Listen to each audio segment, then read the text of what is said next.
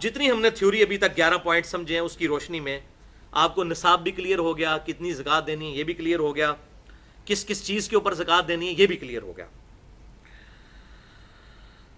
اب آج کل کے دور کے اعتبار سے مینلی 3 طرح کی چیزیں ہیں جن کو آپ نے جمع کر کے اپنی زکوٰۃ کیلکولیٹ کرنی ہے۔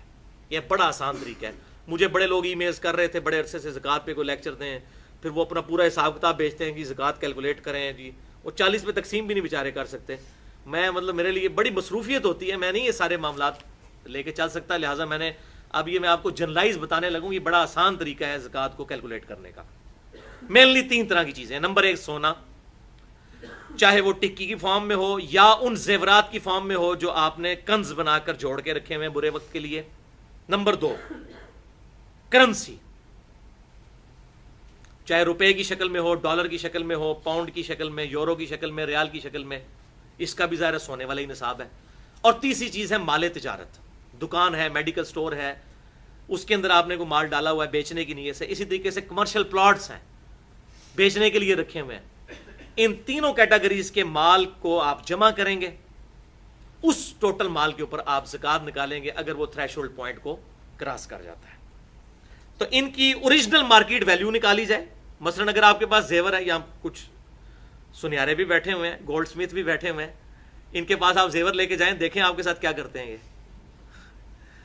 48,500 روپیہ تولہ ہے نا، تو اب آپ ان کو کہیں گے میں نے بیچنا ہے، تو یہ آپ کہیں گے یہ 40,000 آپ کو ملے گا، باقی تو کاٹ ہے، یا 42,000 ملے گا۔ تو اس 40 یا 42,000 کے اوپر زکوٰۃ ہوگی، 48,000 کے اوپر زکوٰۃ نہیں ہوگی، 48,500 کے اوپر۔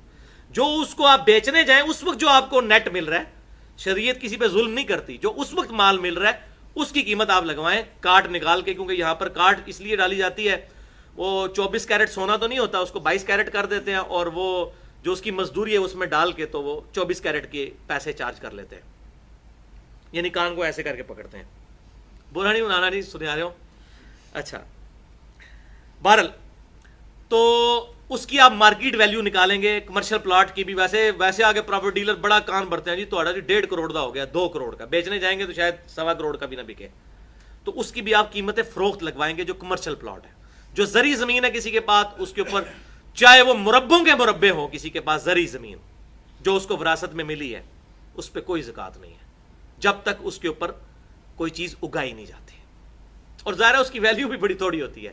اسلام آباد میں 1 کنال کے پلاٹ کے آپ کئی مربع خرید سکتے ہیں زرعی زمین، ان کی تو ویلیو بڑی تھوڑی ہوتی ہے جو اس طرح کی زرعی زمینیں ہوتی ہیں۔